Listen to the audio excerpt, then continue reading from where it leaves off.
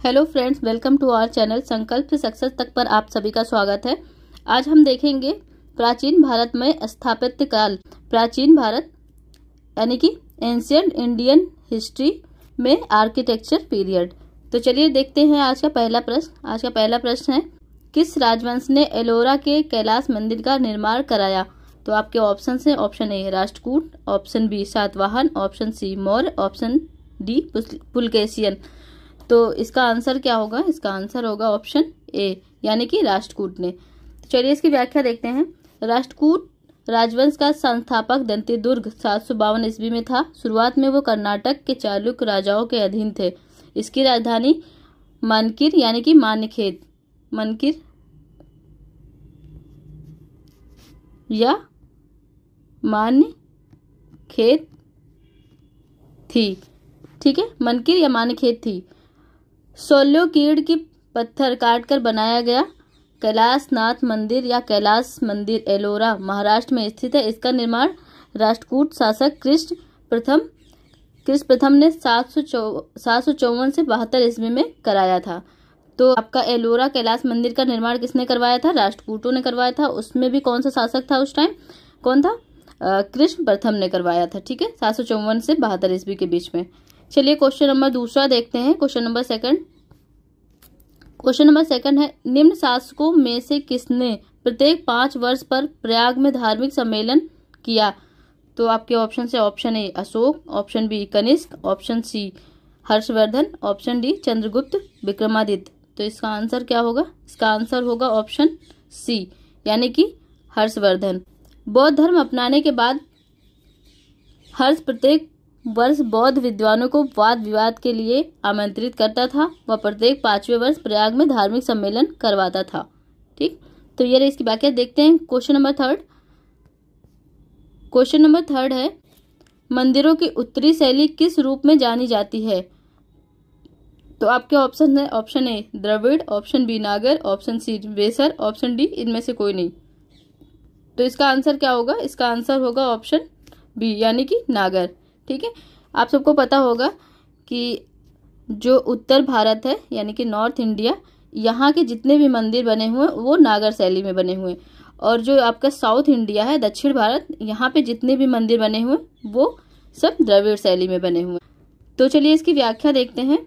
इसकी व्याख्या, भारत में गुप्त काल से मंदिर निर्माण के अवशेष दिखाई देते हैं। आरंभ काल के मंदिर सपाट छत वाले थे। धीरे धीरे इन पर शिखरों का निर्माण होने लगा। 7वीं शताब्दी में उत्तर भारत में निर्मित इन मंदिरों के शिखरों की अपनी विशिष्ट शैली थी, जिन्हें नागर शैली के रूप में जाना जाने लगा।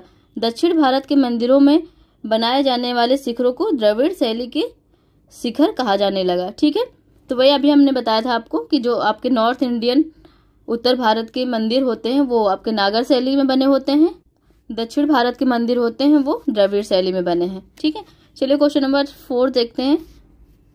क्वेश्चन नंबर 4 है, चित्रकलाओं पेंटिंग्स में बृहद पैमाने के भित्ति चित्रों ने लघु चित्र शैली का निर्माण प्रशस्त किया। तो इसका आंसर क्या होगा? इसके ऑप्शन है, छठी शताब्दी के बाद, ऑप्शन बी 8वीं शताब्दी के बाद, ऑप्शन सी 10वीं शताब्दी के बाद, ऑप्शन डी 11वीं शताब्दी के बाद। तो इसका आंसर क्या होगा? इसका आंसर होगा ऑप्शन ए यानी कि 6ठी शताब्दी के बाद। तो चलिए इसकी व्याख्या देखते हैं। भारत में चित्रकला गुप्त काल में अपने चरम पे थी। गुप्त काल तक चित्रकला में पूर्णत्व आ गया था। इसी कारण 6ठी शताब्दी के बाद लघु चित्र का मार्ग प्रशस्त हुआ। चलिए क्वेश्चन नंबर 5 देखते हैं। क्वेश्चन नंबर 5 है, लिंगराज मंदिर का निर्माण कराया गया। तो आपके ऑप्शन है, ऑप्शन ए गंगवंश द्वारा, ऑप्शन बी नरसिंह देव द्वारा, ऑप्शन सी चंदेलो द्वारा, ऑप्शन डी वास्तुपाल एवं तेजपाल द्वारा, ऑप्शन ई उपरोक्त में से किसी द्वारा नहीं। तो इसका आंसर क्या होगा? इसका आंसर होगा ऑप्शन ई यानी उपरोक्त में से किसी के द्वारा नहीं। तो चलिए इसकी व्याख्या देखते हैं। भुवनेश्वर यानी कि उड़ीसा में लिंगराज मंदिर का निर्माण केसरी वंश किसने कराया था? केसरी वंश ने। केसरी वंश के राजा ययाति केसरी ने कराया। यह पूर्ण विकसित आर्य नागर शैली का सर्वोत्तम उदाहरण है। गंग वंश के राजा अनंत वर्मन चोल गंग देव 1076 1148 ईस्वी द्वारा जगन्नाथ मंदिर पुरी एवं नरसिंह देव प्रथम 1238 से 64 में कोणार्क का सूर्य मंदिर बनवाया। चंदेलों ने खजुराहो के मंदिर बनवाए तथा वास्तुपाल और तेजपाल ने दिलवाड़ा जैन माउंट आबू स्थित जैन मंदिर बनवाए। ठीक है, तो आपको पता होना चाहिए कि जो राजस्थान में स्थित है दिलवाड़ा जैन मंदिर बहुत ही भव्य टेम्पल है। तो इसको किसने बनवाया था? इसको बनाया था तेजपाल और वास्तुपाल ने। ठीक है, चंदेलों ने खजुराहो के मंदिर बनाया था और नरसिंह देव प्रथम ने कोणार्क का सूर्य मंदिर जो उड़ीसा में है उसको बनवाया था। ठीक, चलिए क्वेश्चन नंबर 6 देखते हैं। क्वेश्चन नंबर 6 है, निम्नलिखित में से क्या सुमेलित है? तो आपके ऑप्शन हैं, option A Ellora Shaka, option B Mahabalipuram राष्ट्रकूटन, ऑप्शन सी मीनाक्षी मंदिर पल्लव, ऑप्शन डी खजुराहो चंदेल। तो इसमें से कौन सा सही है? तो इसका आंसर क्या होगा? इसका आंसर होगा ऑप्शन डी, यानी कि खजुराहो ने चंदेलों ने खजुराहो मंदिर बनवाया था। ठीक है, तो चलिए इसकी व्याख्या देखते हैं। मध्य प्रदेश के छतरपुर जिले में स्थित खजुराहो के मंदिर वास्तुकला की नागर शैली में 12वीं शताब्दी के बीच चंदेल नरेश धंग चंदेल वंशीय नरेश ने निर्मित करवाया था। ठीक है, तो आपका ये सही है, बाकी सारा गलत है। तो चलिए क्वेश्चन नंबर 7 देखते हैं। क्वेश्चन नंबर 7 है, नटराज नृत्य के देवता की मूर्ति है। ऑप्शन ए पल्लव वंश की, ऑप्शन बी चोल वंश की, ऑप्शन सी मौर्य वंश की, ऑप्शन डी काकतीय वंश की। तो इसका आंसर क्या होगा? इसका आंसर होगा ऑप्शन बी, यानी कि चोल वंश की। तो चलिए इसकी व्याख्या देखते हैं। चोल काल के कलाकारों ने स्थापत्य के साथ साथ तक्षण कला यानी कि स्कल्पचर के क्षेत्र में सफलता प्राप्त की। चोल कालीन नटराज प्रतिमा को चोल कला का सांस्कृतिक सार या निचोड़ कहा जाता है। उन्होंने पत्थर तथा धातु की बहुसंख्यक मूर्तियों का निर्माण किया। चूंकि चोल वंश के अधिकांश शासक उत्साही शैव थे, अतः इस काल में शिव मूर्तियों का निर्माण अधिक हुआ। सर्वाधिक सुंदर मूर्तियां नटराज की हैं, जो बहुत अधिक संख्या में मिलती हैं। चलिए क्वेश्चन नंबर 8 देखते हैं। क्वेश्चन नंबर 8 है, तंजौर के बृहद मंदिर का निर्माण डैश किया। इसका ऑप्शन है, ऑप्शन ए कुलोत्तुंग चोल ने, ऑप्शन बी राजाराज चोल ने, ऑप्शन सी राजेंद्र चोल ने, ऑप्शन डी सुंदर चोल ने। तो इसका आंसर क्या होगा? इसका आंसर होगा ऑप्शन बी, यानी कि राजाराज चोल ने। तो चलिए इसकी व्याख्या देखते हैं। पूर्व मध्यकाल में तंजौर या तंजावर नगरी चोल साम्राज्य की राजधानी थी। तंजौर को मंदिरों की नगरी कहना अधिक उपयुक्त होगा, क्योंकि यहाँ पर 75 छोटे बड़े मंदिर। तंजौर चोल शासक राजराज प्रथम ने 985 से 1014 ईस्वी द्वारा निर्मित भव्य बृहदेश्वर मंदिर के लिए प्रसिद्ध है। इस मंदिर का शिखर 190 फीट ऊंचा है तथा शिखर पर पहुंचने के लिए 14 मंजिलें हैं। इसमें एक विशाल शिवलिंग है। पत्थर पर निर्मित विशाल नंदी मंदिर के सामने प्रतिष्ठित है। तो ये रही इसकी व्याख्या। देखते हैं क्वेश्चन नंबर 9। क्वेश्चन नंबर 9 है, बंगाल का प्राचीन नाम था। तो आपके ऑप्शंस हैं, option A Kamarupa, option B वास्ता, option C Gaur, option D Valabhi. तो इसका आंसर क्या होगा? इसका आंसर होगा ऑप्शन सी, यानी कि गौड़। तो चलिए इसकी व्याख्या देखते हैं। बंगाल का प्राचीन नाम गौड़ था। कहा जाता है कि इस प्रदेश में प्रचुर मात्रा में गुड़ का निर्यात होने के कारण इसे गौड़ कहा जाता था। 9वीं से 10वीं शताब्दी में यहाँ पाल वंश का शासन था। सेन वंश के शासनकाल 12वीं शताब्दी में बंगाल की राजधानी लखनौती थी। हेनसांग एवं बाणभट्ट के अनुसार बंगाल का प्राचीन नाम गौड़ देश था। हर्ष का समकालीन राजा शशांक गौड़ नरेश था। ठीक है, तो ये रही इसकी व्याख्या। चलते हैं क्वेश्चन नंबर 10 देखते हैं। क्वेश्चन नंबर 10 है, जो कला शैली भारतीय और यूनानी आकृति का सम्मिश्रण है उसे कहते हैं। अब तो आपके ऑप्शन है, ऑप्शन ए शिखर, ऑप्शन बी वेरा, option C Gandhar, option D Nagar. तो इसका आंसर क्या होगा? इसका आंसर होगा ऑप्शन सी यानी कि गांधार। तो चलिए इसकी व्याख्या देखते हैं। देश के पश्चिमोत्तर प्रदेशों में यूनानी कला के प्रभाव से गांधार कला शैली का विकास हुआ। इस कला शैली में भारतीय विषयों को यूनानी ढंग से व्यक्त किया गया है। इसका विषय केवल बौद्ध है और इसी कारण कभी कभी इस कला को यूनानी बौद्ध, इंडो ग्रीक अथवा ग्रीको रोमन कला भी कहा जाता है। इस शैली की मूर्तियां अफगानिस्तान तथा पाकिस्तान के अनेक प्राचीन स्थलों से प्राप्त हुई हैं। इसका प्रमुख केंद्र गांधार था। क्वेश्चन नंबर 11 है, श्रीमद् भगवद गीता मौलिक रूप में किस भाषा में लिखी गई थी? तो आपके ऑप्शन है option A Sanskrit, option B Urdu, option C Pali, option D Hindi. तो इसका आंसर क्या होगा? इसका आंसर होगा ऑप्शन ए यानी कि संस्कृत। तो चलिए इसकी व्याख्या देखते हैं। श्रीमद् भगवद गीता मूल रूप से महाभारत के भीष्म पर्व से संग्रहित है। इसमें 18 अध्याय हैं। यह संस्कृत भाषा में लिखी हुई है। यह कर्म योग की विश्व प्रसिद्ध पुस्तक है जिसका विश्व की अनेक भाषाओं में अनुवाद हो चुका है।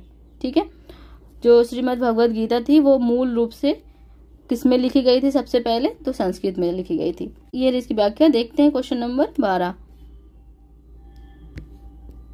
क्वेश्चन नंबर 12 है, अष्टाध्यायी के लेखक थे? तो आपके ऑप्शन है option A Vedavyasa, option B पर्णी, option C Sukhdev, option D Valmiki. तो इसका आंसर क्या होगा?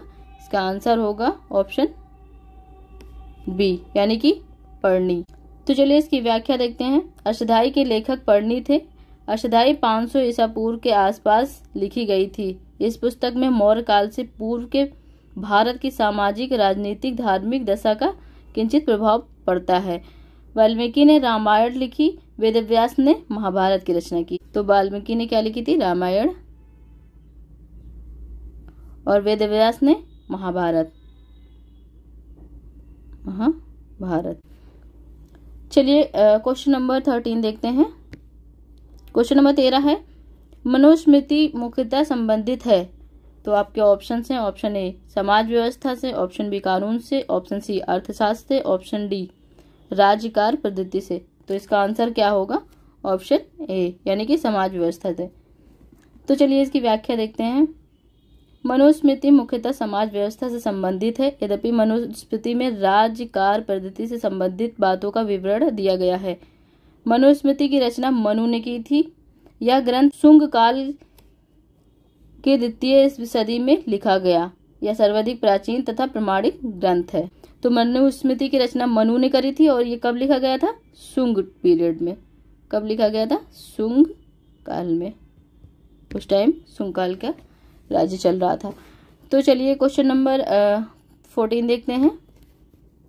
क्वेश्चन नंबर 14 है, निम्नलिखित स्थानों में से किस एक में राष्ट्रकूटों द्वारा एलोरा पहाड़ियों में निर्मित गुफा का निर्माण स्थित है? तो आपके ऑप्शन हैं option A Aurangabad Maharashtra, option B Nashik Maharashtra, option C Gwalior Madhya Pradesh, option D Golconda Andhra Pradesh. तो इसका आंसर क्या होगा?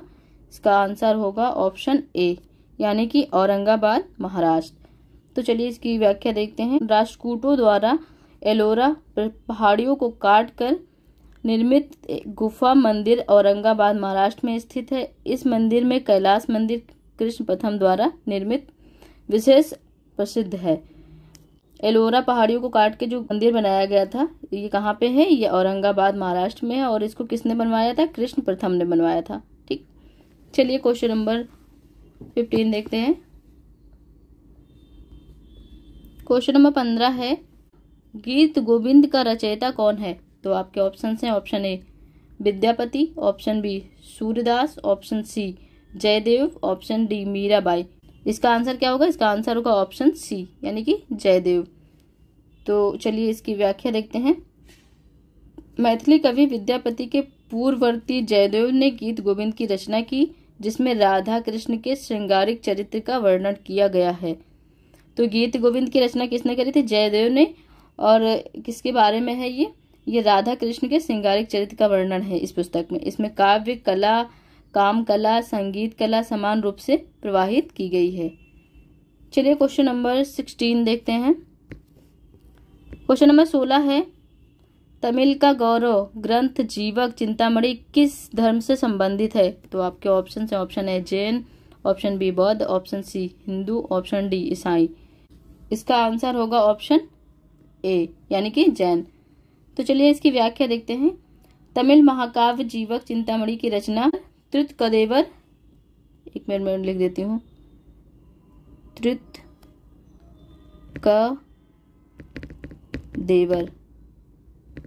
ने की थी। जैन धर्म से संबंधित थे, जो कि जैन धर्म से संबंधित थी। इस महाकाव्य में राजकुमार जीवक या सीवक के वीरतापूर्वक एवं अलौकिक कृत्यों का वर्णन किया गया है। तो ये रही इसकी व्याख्या। देखते हैं क्वेश्चन नंबर 17। क्वेश्चन नंबर 17 है, निम्नलिखित में से कौन सी साहित्यिक रचना शास्त्रीय संस्कृत साहित्य से संबंधित है? तो आपके ऑप्शन है, option A Dhammapada, option B Veda, option C Meghadutam, option D Dirgha Nikaya. तो इसका आंसर क्या होगा? इसका आंसर होगा ऑप्शन सी यानी कि मेघदूतम। तो चलिए इसकी व्याख्या देखते हैं। कालिदास का मेघदूतम शास्त्रीय संस्कृत साहित्य से संबंधित है। इसके अन्य ग्रंथ मालविका अग्निमित्रम, अभिज्ञान शकुंतलम, ऋतु संहार, कुमार संभवम, रघुवंशम, महाकाव्य और विक्रम वंशीयम, इनका काल गुप्त काल माना जाता है। चलिए क्वेश्चन नंबर 18 देखते हैं। क्वेश्चन नंबर 18 है, अजंता की चित्रकारी में क्या निरूपित किया गया है? तो आपके ऑप्शन है, option A Ramayan, option B Mahabharat, option C Jataka, option D Panchatantra. तो इसका आंसर क्या होगा? इसका आंसर होगा ऑप्शन सी यानी कि जातक। तो चलिए इसकी व्याख्या देखते हैं। अजंता की चित्रकारी में जातक कथाओं को रेखांकित किया गया है। यहाँ के सभी चित्रों के विषय में किसी न किसी रूप में गौतम बुद्ध या बोधिसत्वों की जीवन की कथाओं से जुड़े हुए हैं। ठीक है, चलिए क्वेश्चन नंबर 19 देखते हैं। क्वेश्चन नंबर 19 है, अजंता चित्रकारी की विषय वस्तु निम्नलिखित में से किससे संबंधित है? तो आपके ऑप्शन है, ऑप्शन ए जैन धर्म से, ऑप्शन बी बौद्ध धर्म से, ऑप्शन सी वैष्णव धर्म से, ऑप्शन डी शैव मत से। तो इसका आंसर क्या होगा? इसका आंसर होगा ऑप्शन बी यानी कि बौद्ध धर्म से। चलिए क्वेश्चन नंबर 20 देखते हैं। क्वेश्चन नंबर 20 है, एलोरा में गुफाएं एवं शैलकृत मंदिर हैं। तो आपके ऑप्शन हैं, ऑप्शन ए हिंदू और बौद्ध की, ऑप्शन बी बौद्ध और जैन की, ऑप्शन सी हिंदू और जैन की, ऑप्शन डी हिंदू बौद्ध जैन की। तो इसका आंसर क्या होगा? इसका आंसर होगा ऑप्शन डी यानी कि हिंदू बौद्ध और जैन की। तो चलिए इसकी व्याख्या देखते हैं। एलोरा में अवस्थित गुफाएं एवं शैलकृत मंदिरों का संबंध हिंदू बौद्ध और जैन धर्मों के साथ है। औरंगाबाद के एलोरा में अधिकांश गुफाओं एवं शैलकृत मंदिरों का निर्माण राष्ट्रकूट शासकों द्वारा कराया गया था। तो चलिए क्वेश्चन नंबर 21 देखते हैं। क्वेश्चन नंबर 21 है, निम्नलिखित महान संगीत रचयिताओं में से कौन सा राज्य का शासक भी था? तो आपके ऑप्शन हैं, option A Tyagaraja, option B Shyama Shastri, option C Muthuswami Dikshitar, option D Swathi Thirunal. तो इसका आंसर क्या होगा? इसका आंसर होगा ऑप्शन डी यानी कि स्वाति तिरुनाल। तो चलिए इसकी व्याख्या देखते हैं। महान संगीत रचयिताओं में स्वाति तिरुनाल त्रावणकोर के महाराज भी थे। इन्होंने 1829 से 1846 के बीच में शासन किया। ठीक है, चलिए क्वेश्चन नंबर 22 देखते हैं। क्वेश्चन नंबर 22 है, क्वेश्चन नंबर 22 है, बाणभट्ट किस सम्राट के राज दरबारी कवि थे? तो आपके ऑप्शन हैं, option A Vikramaditya, option B Kumargupta, option C Harshvardhan, option D Kanishka. तो इसका आंसर क्या होगा? इसका आंसर होगा ऑप्शन सी यानी कि हर्षवर्धन। तो चलिए इसकी व्याख्या देखते हैं। हर्षवर्धन 16 वर्ष की अवस्था में 606 ईस्वी से थानेश्वर की गद्दी पर बैठा। हर्ष को शिलादित्य के नाम से भी जाना जाता है। इसने परम भट्टारक नरेश की उपाधि धारण की। हर्ष को संस्कृत के 3 नाटक ग्रंथों की रचयिता माना गया है, जिसमें प्रियदर्शिका, रत्नावली, नागानंद।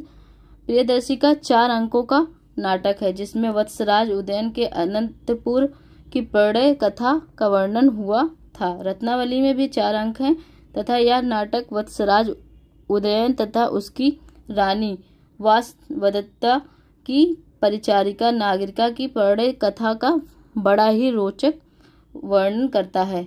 नागानंद बौद्ध धर्म से प्रभावित रचना है। इसमें 5 अंक हैं। हर्ष के दरबारी कवि बाणभट्ट थे जो थानेश्वर के निवासी थे। उन्होंने हर्षचरित एवं कादम्बरी की रचना की। तो ये रही इसकी व्याख्या। देखते हैं क्वेश्चन नंबर 23। क्वेश्चन नंबर 23 है, कवि बाणभट्ट निवासी था। तो आपके ऑप्शन है, ऑप्शन ए पाटलिपुत्र का, ऑप्शन बी थानेश्वर का, ऑप्शन सी भोजपुर का, ऑप्शन डी इनमें से कोई नहीं। तो इसका आंसर क्या होगा? इसका आंसर होगा ऑप्शन बी यानी कि थानेश्वर का।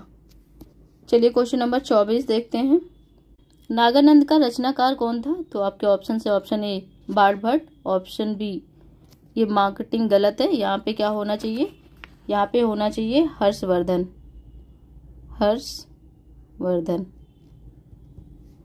ठीक है, Harshavardhana. Option C Bhavabhuti, option D Bhasa. तो इसका आंसर क्या होगा?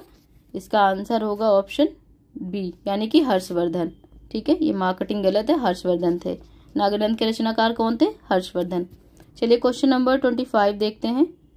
क्वेश्चन नंबर 25 है, गुप्त स्थापत्य कला का सर्वोत्कृष्ट मंदिर निम्न में से कौन सा है? तो आपके ऑप्शन हैं, ऑप्शन ए भीतर गांव का मंदिर, ऑप्शन बी देवगढ़ का दशावतार मंदिर, ऑप्शन सी भूमरा का शिव मंदिर, ऑप्शन डी तिगवा का विष्णु मंदिर। तो इसका आंसर क्या होगा? इसका आंसर होगा ऑप्शन बी यानी कि देवगढ़ का दशावतार मंदिर। चलिए इसकी व्याख्या देखते हैं। गुप्त सम्राट वैष्णव धर्म के अनुयायी थे तथा उन्होंने इसे राजधर्म बनाया था। विष्णु का वाहन गरुड़ गुप्तों का राजचिन्ह था। गुप्तकालीन स्थापत्य कला का सर्वोत्कृष्ट मंदिर वैष्णव धर्म से संबंधित देवगढ़ जिला ललितपुर उत्तर प्रदेश दशावतार मंदिर है या बेतवा नदी के तट पर स्थित है। तो ये क्वेश्चन भी आ जाता है कि आपका दशावतार मंदिर जो है ये देवगढ़ का ये किस नदी किनारे है? तो आपका बेतवा नदी किनारे। और किस जिले में है? ये यूपी में ललितपुर में है। ठीक है, और गुप्तों का राज चिन्ह क्या होता था? गरुड़ होता था। तो ये रहे आज के इम्पोर्टेंट क्वेश्चन। मिलते हैं कल नेक्स्ट टॉपिक के साथ। तब तक के लिए bye bye, good night, take care, सब खैर।